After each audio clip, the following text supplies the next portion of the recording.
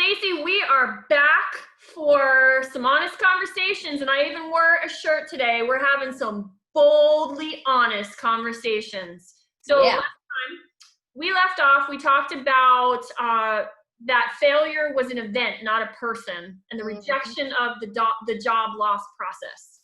So just in our recent talk here, I was thinking, let's talk about something that comes in this process is our gut feeling sometimes. Did you have a gut feeling that something was coming, or what did that look like for you? So I knew something was coming, and my gut has been telling me for a long time something was wrong. And what I mean by that is, going to work on Monday sucked. I hated it towards the end. I loved my job. I loved what I did. I loved the people I worked with. I loved the atmosphere. But there was just something off, and I really ignored it, I guess, or I didn't ignore it. I wanted hope. I've got this thing that if something's wrong, we can make it better. It's the positivity. It's one of my top 5 strengths, and there's always hope in my mind.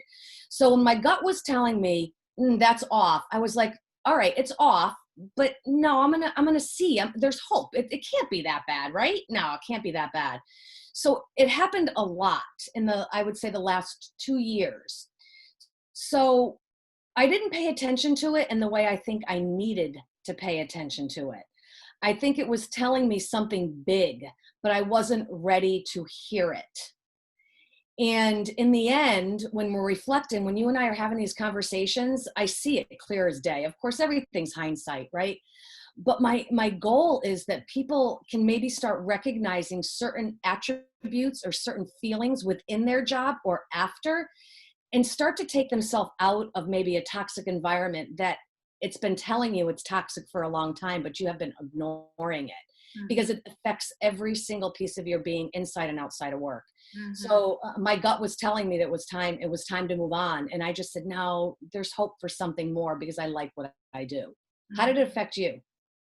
I've been there for, almost 20 years. And I started getting this gut feeling around year 16 when, I don't know, I just started noticing that I felt confined.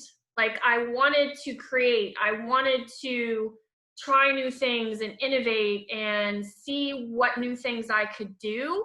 And my gut was talking to me through that process, but I didn't want to hear it because I was like, I'm supposed to retire here. This is supposed to be where I'm at. Like, I can't change. This is me. Yeah. I felt guilty in a way that I wanted to do something else. It was your first job and your only job, right? Yeah. And there's relational equity in that, and there's comfort in that. Comfort. A little comfort. Yes. So when the gut feeling comes in and it's in a comfortable place, you don't want to hear it because you think it'll go away. So I would just pack it away. But I knew when Fridays came, and I was so excited, not only it was a Friday, that I wouldn't have to go to work the next day. Yeah. And then Sundays came, and I stopped looking forward to Mondays like I used to. Oh, that was a red flag. Yeah. Red flag.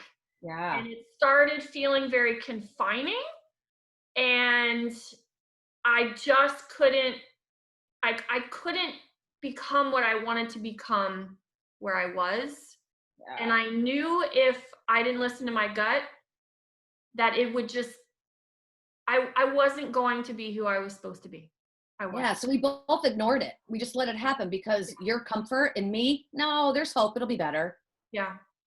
And that's it. You do hope. You hope. And here's the thing. You don't go and quit your job tomorrow because your gut says this isn't good. And that's not what we're saying. But I would love it if people started paying attention a little bit more as to the why, and start to, like you said, identify it a little bit more. Ask questions. When we get the gut feeling, that's the key. It's a sign for you to say, why is this coming into my mind? Yeah. What is it trying to tell me? And really try to dig deeper on what is that really showing for. We'll make that a conversation. What did we recognize from it? But thanks, Kelly, for another conversation. You're welcome. Why do we wave on Zoom? I don't get it. But bye. Bye.